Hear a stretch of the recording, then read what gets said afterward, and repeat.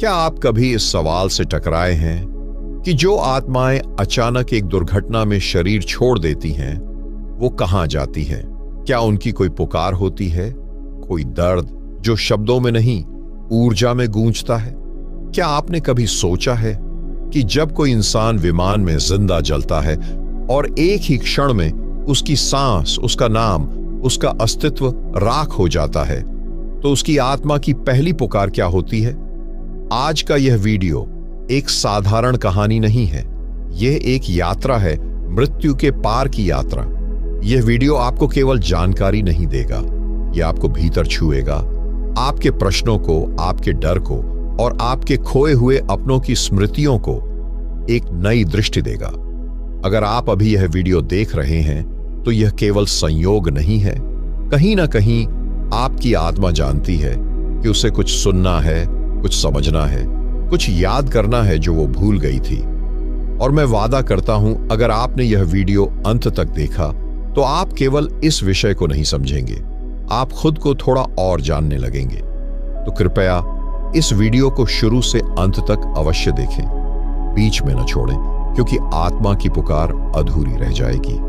अगर यह वीडियो आपके हृदय को छुए तो एक लाइक अवश्य दें, सब्सक्राइब करें ताकि ऐसी ही गहराई से भरी यात्राएं आप तक आती रहें, और कमेंट में लिखें, मैं आत्मा की पुकार सुन रहा हूं। क्योंकि जब आप लिखते हैं तो यह संकेत है कि आप जाग रहे हैं। तो अब चलिए इस मौन, रहस्यमयी और अलौकिक यात्रा की ओर बढ़ते हैं, परमहंस योगानंद की चेतना के साथ और उन आत्माओं के साथ जिनकी पहली पुकार अब भी ब्रह्मांड में गूंज रही है।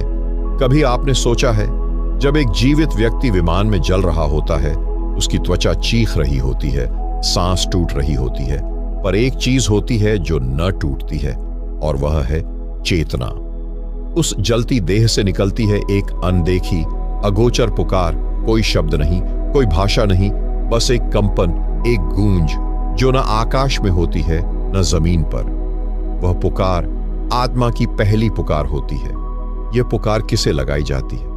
क्या वह भगवान को पुकारती है, या मां को, या अपने बच्चों के लिए कुछ कहती है, या सिर्फ कांपती हुई, डर से जमी हुई, बस निकल जाना चाहती है उस अग्नि से? वह चेतना जो अभी कुछ मिनट पहले तक हंस रही थी, सोच रही थी, मोबाइल पर बात कर रही थी, अब आग में जलते हुए किसी और ही लोक की ओर बढ़ रही है।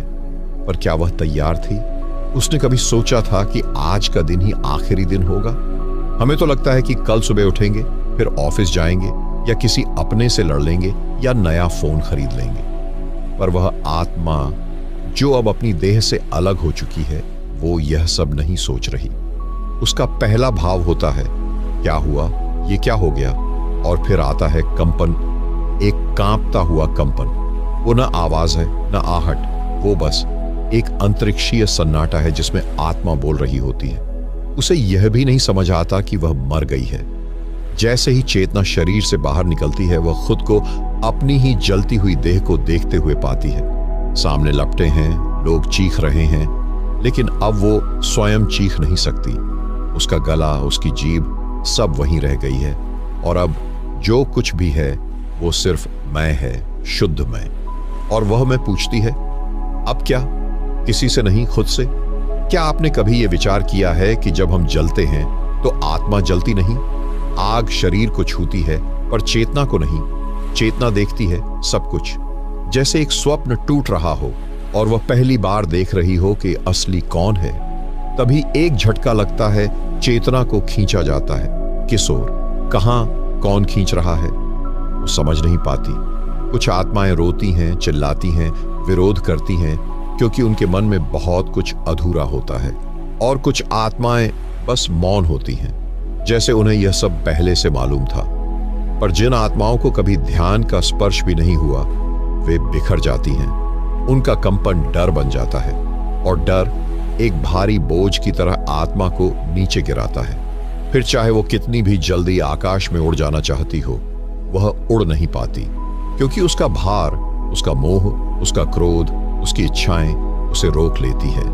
और तब शुरू होती है आत्मा की पहली पुकार, जो इस जीवन में नहीं पर जीवन के परे होती है। इस पुकार को समझना, सुनना और पहचानना हर एक इंसान के लिए जरूरी है, क्योंकि किसी को नहीं पता अगला विमान कब किसका होगा। अब सवाल यह है, जब आत्मा जलती देह से बाहर आती है तो वह कौन सा मार्ग चुनती है? क्या वह स्वयं आगे बढ़ जाती है या कोई मार्गदर्शक, कोई चेतना उसे लेने आती है? और उस क्षण जब चेतना देह से अलग हो जाती है, आत्मा जैसे एक निर्वात में होती है। न कोई शरीर, न कोई ठोस जमीन, न कोई दिशा, बस एक सूक्ष्म कंपन। लेकिन उसी कंपन में छुपा होता है आत्मा का अगला मार्ग। बहुत से लोग मानते हैं कि मृत्यु के बाद आत्मा सीधा ऊपर जाती है, पर यह बात अधूरी है। आत्मा की गति तय होती है उसके अंतिम विचार से, अंतिम भाव से, और सबसे अधिक उसकी पूरी जीवन शैली से। अगर जीवन मोह में, लोभ में, गुस्से में, द्वेष में बीता हो तो मृत्यु के बाद भी आत्मा उन्हीं कम कंपन वाले लोकों में अटकती है। जब विमान जलता है और देह भस्म होती है, आत्मा तुरंत मुक्त नहीं होती। उसकी गति निर्भर करती है उस ऊर्जा पर जो उसने जीवन में अर्जित की। इसलिए ही योगानंद बार बार कहते थे, तुम जो सोचते हो वही तुम्हारे मरने के बाद तुम्हारा पथ बनता है। अब कल्पना करो उस आत्मा की जो अपनी जली हुई देह को देख रही है। वह सोच रही है, क्या मेरे बच्चों ने खाना खाया होगा, या मेरा बैंक अकाउंट क्या होगा, या क्यों मैंने आज घर से झगड़ कर निकला। यही विचार उसे वहीं रोक देते हैं और वहीं से उसका सूक्ष्म शरीर भारी हो जाता है, उठ नहीं पाता, और तब शुरू होती है भटकाव की यात्रा। पर कुछ आत्माएं होती हैं जो सहजता से ऊपर उठती हैं, जैसे उन्हें पहले से मालूम हो कि यह देह स्थायी नहीं थी, कि यह जीवन एक सपना था, कि यह जलना कोई अंत नहीं, बस एक दरवाजा है। ऐसी आत्माएं ऊर्ध्वगामी होती हैं। वे ऊपर उठती हैं, हल्के नीले, कभी कभी सुनहरे प्रकाश की ओर। अब आप सोचेंगे, कौन बताता है आत्मा को कि कहां जाना है? कौन है वो जो उसे ऊपर की ओर खींचता है? योगानंद ने कहा है कि यदि तुमने अपने जीवन में किसी सच्चे गुरु से जुड़ाव पाया हो तो मृत्यु के समय वही चेतना तुम्हें मार्गदर्शन देगी। एक दिव्य चेतना आती है जो आत्मा को घेरे में लेकर ऊपर की ओर ले जाती है।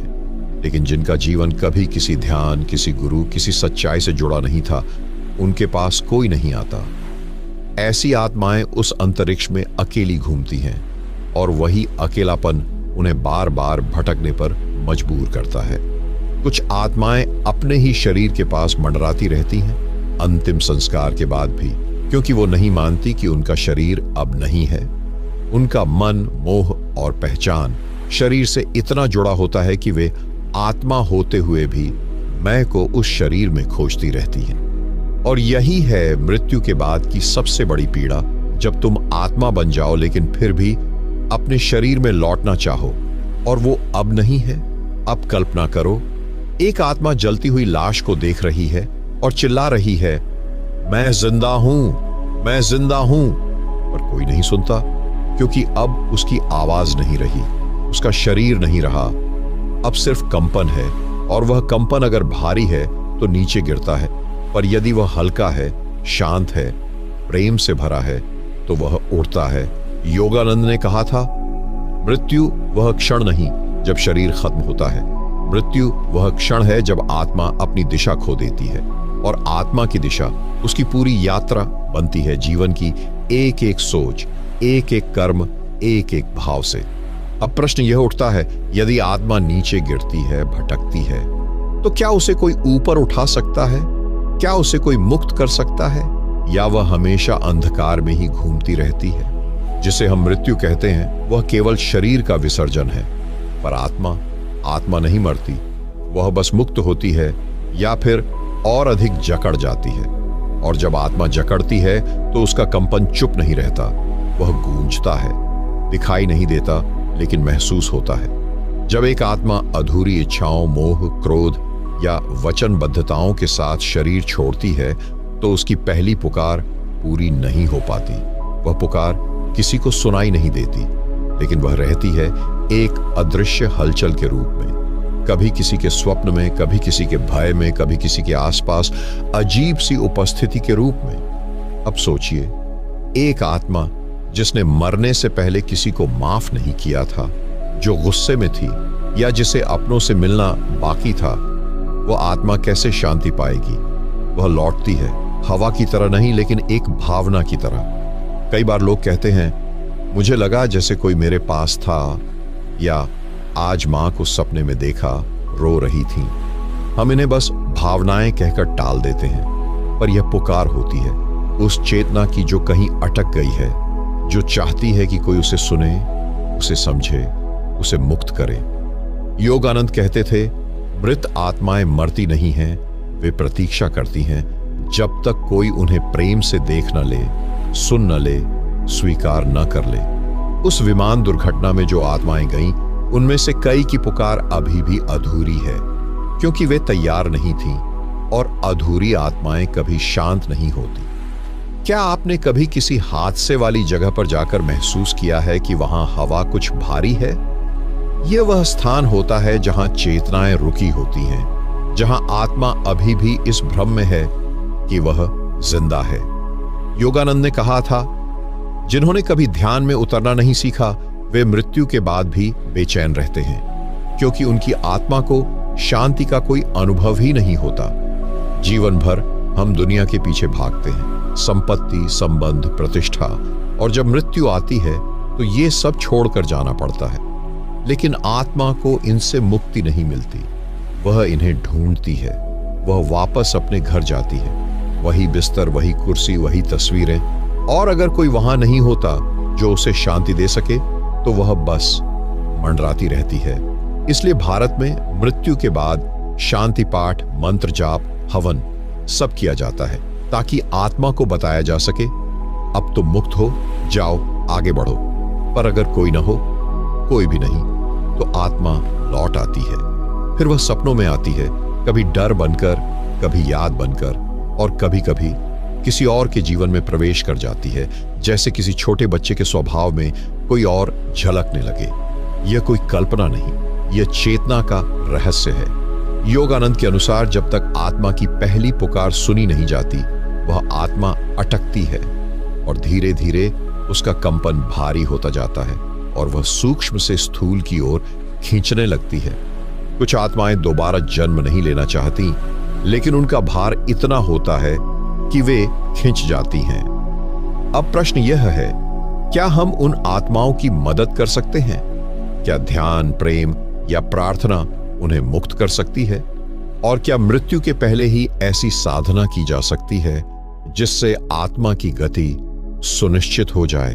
जब आत्मा भटकती है तो केवल इसलिए नहीं कि उसकी इच्छाएं अधूरी रह गईं, बल्कि इसलिए कि उसने कभी स्वयं को जाना ही नहीं।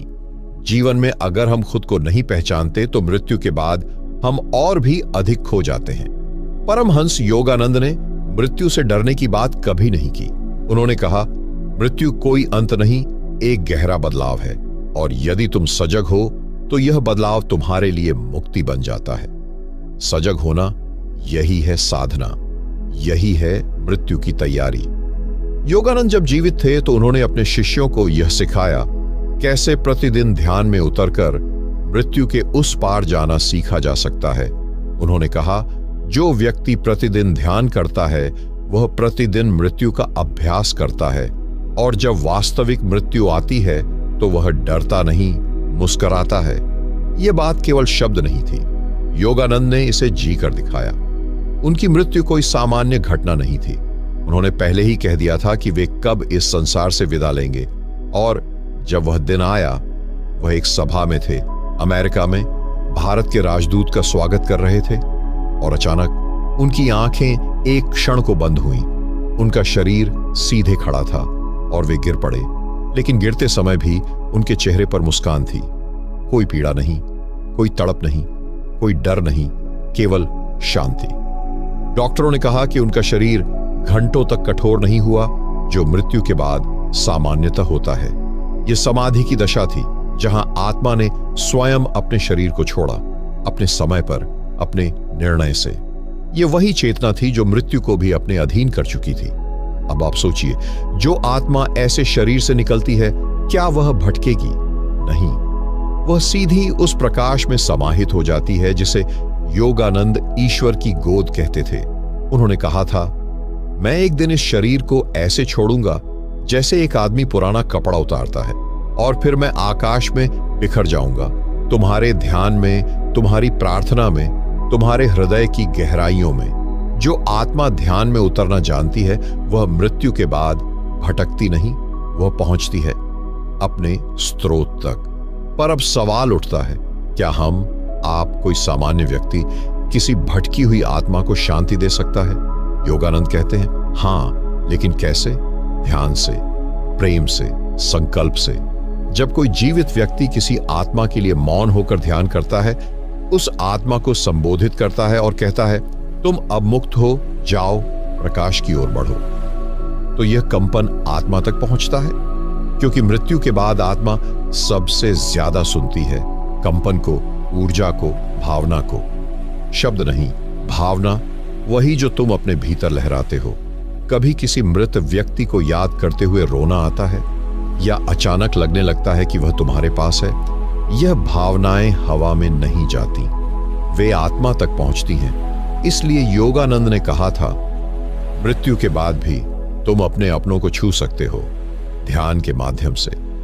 यह कोई जादू नहीं, यह विज्ञान है, चेतना का विज्ञान। अब कल्पना करो, अगर कोई आत्मा जलते हुए विमान से बाहर निकली हो, डर में डूबी हो, कांप रही हो और वह अकेली हो, तो क्या वह तुम्हारे प्रेम से शांत हो सकती है? हां, अगर तुम्हारा प्रेम शुद्ध हो तो वह उसकी पीड़ा को पिघला सकता है। और अगर तुम ध्यान से कहो, मैं तुम्हारे लिए शांति चाहता हूं, तो यह कंपन उसकी दिशा बदल सकता है। ऐसे ही होता है मृत्यु के पार का संवाद। अब यहां से एक गहरा प्रश्न उठता है, क्या हम केवल मृत आत्माओं को ही शांति दे सकते हैं, या हम अपने वर्तमान जीवन में भी आत्मा को जागृत कर सकते हैं? जब हम कहते हैं आत्मा अमर है, तो क्या हमने कभी उसे भीतर महसूस किया है? कई लोग पूरी जिंदगी यह शब्द सुनते हैं, आत्मा, परमात्मा, पुनर्जन्म, पर इन शब्दों के पीछे जो सच्चाई है वह कभी छू नहीं पाते। ठीक वैसे जैसे कोई पानी के किनारे खड़ा रह जाए पर डुबकी न लगाए। योगानंद ने कहा था, जब तक तुम केवल शरीर को ही मैं मानते हो, तब तक मृत्यु तुम्हें डराएगी, पर जिस दिन तुम आत्मा को पहचान लोगे, उसी दिन मृत्यु तुम्हारी सहेली बन जाएगी। लेकिन आत्मा को पहचाना कैसे जाए? उसके लिए न कोई किताब चाहिए, न कोई मंत्र, केवल मौन चाहिए, गहरा मौन, भीतर उतरने की इच्छा। हमारा ध्यान अक्सर बाहर है, किसी की बातों में, फोन में, समाचारों में, रिश्तों की उलझनों में। पर कभी क्या हमने पूरे दिन में कुछ पल ऐसे निकाले हैं जहां केवल हम हों और हमारी सांस, जहां कोई विचार न हो, न कोई छवि, न कोई उम्मीद, बस एक मौन उपस्थिति। वहीं से आत्मा की पहचान शुरू होती है। योगानंद ने इसे इनर स्टिलनेस कहा, भीतरी शांति। उन्होंने सिखाया, हर सुबह ब्रह्म मुहूर्त में उठो, अपनी आंखें बंद करो और केवल अपनी सांसों को महसूस करो। जब विचार आए उन्हें आने दो, पर तुम उनकी ओर देखो नहीं, बस सांसों पर लौट आओ। धीरे धीरे वह क्षण आएगा जब सांसें भी नहीं रहेंगी, विचार भी नहीं रहेंगे, और एक शून्य बचेगा। वही शून्य आत्मा का द्वार है। वहीं से वह रोशनी शुरू होती है, जिसे योगानंद प्रेम का कंपन कहते थे। न वह भावना है, न विचार, वह एक उपस्थिति है, एक ऐसी अनुभूति जो शब्दों से परे है, लेकिन एक बार मिल जाए तो जीवन बदल जाता है। और जब आत्मा को हम जीते जी पहचान लेते हैं, तो मृत्यु से पहले ही हम मुक्त हो जाते हैं। मृत्यु फिर एक घटना नहीं रहती, वह एक शांत बदलाव बन जाती है। और सोचिए, जो व्यक्ति जीते जी आत्मा को देख लेता है, उसकी मृत्यु कैसी होगी? वह बिना डर के जाएगी, जैसे कोई प्रिय आत्मा अपने घर लौटती है। योगानंद ने अपने जीवन में ऐसे कई साधकों को यह अनुभव कराया। उन्होंने एक बार कहा था, ध्यान का अभ्यास ऐसे करो जैसे आज तुम्हारी मृत्यु होने वाली है, फिर देखना तुम आज ही परमात्मा से मिल जाओगे। अब प्रश्न उठता है, क्या यह अनुभव केवल साधु सन्यासियों के लिए है? नहीं, यह अनुभव हर उस व्यक्ति के लिए है जो ईमानदारी से और गहराई से भीतर उतरने को तैयार है। कोई किसान हो, कोई मां, कोई विद्यार्थी, आत्मा सब में है और सब उसे जान सकते हैं, बशर्ते वे पल भर को रुकें और ध्यान दें। हमारा शरीर मृत्यु से डरता है क्योंकि वह नश्वर है, पर आत्मा मृत्यु से डरती नहीं, क्योंकि वह जानती है यह शरीर एक वस्त्र है जो समय आने पर उतार दिया जाएगा। योगानंद ने कहा था, जो व्यक्ति आत्मा को पहचान लेता है वह कभी किसी की मृत्यु पर नहीं रोता। वह जानता है आत्मा अभी यही है और हमेशा रहेगी। अब समझिए, अगर आत्मा को जीते जी पहचान लिया जाए तो मृत्यु के बाद वह क्यों भटके। वह तो सीधा अपने स्रोत की ओर चली जाती है, जैसे नदी समुद्र में समा जाती है। यही कारण है कि योगानंद बार बार कहते थे, मृत्यु को बाहर मत देखो, पहले भीतर मृत्यु का अनुभव करो। और वही अनुभव, वही मौन, वही ध्यान आत्मा की पहली स्वतंत्र सांस है। अब यहां से हम एक और रहस्य की ओर बढ़ते हैं। क्या आत्मा का यह कंपन केवल हमें प्रभावित करता है या हमारे आसपास के लोगों को भी? क्या कोई व्यक्ति जो आत्मा के स्तर पर जी रहा हो दूसरों की चेतना में भी परिवर्तन ला सकता है? कभी आपने किसी जगह जाकर अचानक सिहरन महसूस की है, या किसी व्यक्ति के सामने बैठते ही भीतर एक शांति सी उतर गई हो? यह सिर्फ संयोग नहीं है, यह ऊर्जा है, आत्मा की ऊर्जा।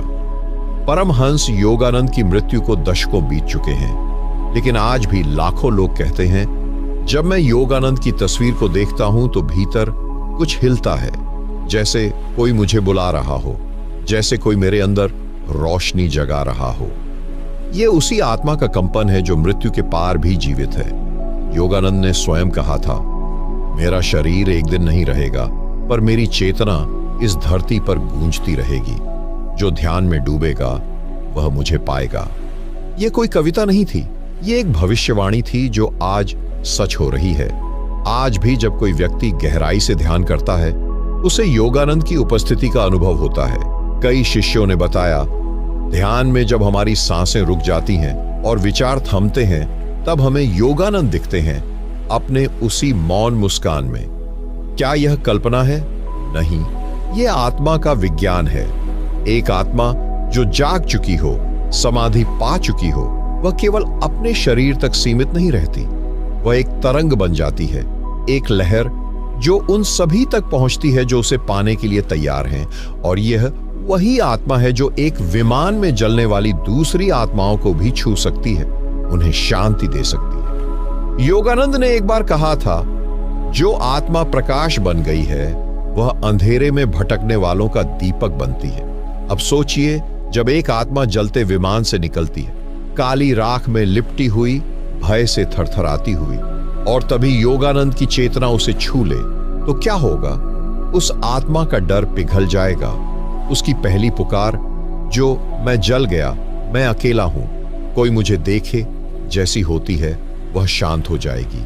क्योंकि वह जान जाएगी कोई है जो उसे देख रहा है, कोई है जो अब भी उसे प्रेम करता है, कोई है जो मृत्यु से पार है। और यह केवल योगानंद तक सीमित नहीं है। हर वो आत्मा जो ध्यान में डूबी है, हर वो व्यक्ति जो भीतर से मौन है, वह भी ऐसी आत्माओं का पथ प्रदर्शक बन सकता है। आप भी, अगर आप ध्यान करते हैं, अगर आप भीतर मौन की ओर जाते हैं, अगर आप प्रेम में उतरते हैं, तो आप भी एक माध्यम बन सकते हैं। आप भी एक दीपक बन सकते हैं, एक ज्योति जो अंधेरे में भटकती आत्माओं को राह दिखाए। क्योंकि आत्मा को पथ दिखाने के लिए बड़ी बातों की जरूरत नहीं होती, बस एक मौन चाहिए, एक करुणा चाहिए और एक प्रेम से भरा हुआ मैं तुम्हारे साथ हूं। जब आप किसी आत्मा के लिए प्रार्थना करते हैं, वह सुनती है। जब आप किसी आत्मा के लिए ध्यान करते हैं, वह बदलती है। और जब आप स्वयं आत्मा को पहचान लेते हैं, तो फिर आपको किसी मृत आत्मा को शांति देने के लिए प्रयास नहीं करना पड़ता। आपकी उपस्थिति ही शांति बन जाती है। योगानंद यही बन गए थे, एक उपस्थिति, एक जीवित अनुभव। और यही आप भी बन सकते हैं अगर आप भीतर उतरें, अगर आप हर दिन कुछ क्षण आत्मा की खोज में बिताएं, अगर आप उस मौन को अपनाएं जिसमें केवल प्रकाश है, तब आप मृत्यु को पार कर पाएंगे। आप अपने अपनों को मृत्यु के बाद भी स्पर्श कर पाएंगे और आप एक दिन यह जान पाएंगे कि आत्मा की पहली पुकार को चीख नहीं होती, वह एक विनम्र मौन होती है। क्या कोई मुझे सुन रहा है? और जब वह कोई मिल जाता है तो आत्मा मुक्त हो जाती है। अब इस श्रृंखला के अंत में केवल एक प्रार्थना रह जाती है। हे प्रकाश स्वरूप आत्मा, जो कहीं जली, कहीं बिखरी, कहीं भटकी, तू जान ले, तू अकेली नहीं है। हम तुझे देख रहे हैं, सुन रहे हैं और प्रेम कर रहे हैं। अब तू मुक्त हो जा, अपने स्रोत में लौट जा, अपने घर में, प्रकाश में, शांति में। यह जीवन की एक साधारण कहानी नहीं थी। यह उस आत्मा की पहली पुकार थी जो अग्नि में जिंदा जलकर देह से मुक्त हुई। यह पुकार सिर्फ पीड़ा की नहीं थी, यह उस क्षण की पुकार थी जब देह का भ्रम टूटता है और आत्मा अपनी असल पहचान की ओर लौटती है। हमने देखा कि कैसे परमहंस योगानंद की दृष्टि में मृत्यु भी केवल एक परिवर्तन है, न कोई अंत, न कोई भय। प्रिय दर्शकों, आपने इस यात्रा को हमारे साथ पूरी निष्ठा से देखा, उसके लिए आप सभी का दिल से धन्यवाद। यह वीडियो केवल एक कहानी नहीं था, यह एक दरवाजा था आपकी चेतना के गहराइयों की ओर। अगर आपके भीतर कोई कंपन हुआ हो, कोई मौन गूंज उठा हो, तो जान लीजिए आत्मा आपको बुला रही है। कृपया इस वीडियो को लाइक करें ताकि यह संदेश औरों तक भी पहुंचे। सब्सक्राइब जरूर करें, क्योंकि ऐसी ही गहराइयों की यात्राएं हम आपके लिए लेकर आते रहेंगे। और एक कमेंट में बताइए, जब आत्मा पुकारती है तो आप क्या अनुभव करते हैं। हम फिर मिलेंगे एक और यात्रा में, एक और रहस्य के साथ, जहां शरीर सीमाएं नहीं बनाएगा और आत्मा मुक्त होकर बोलेगी। धन्यवाद।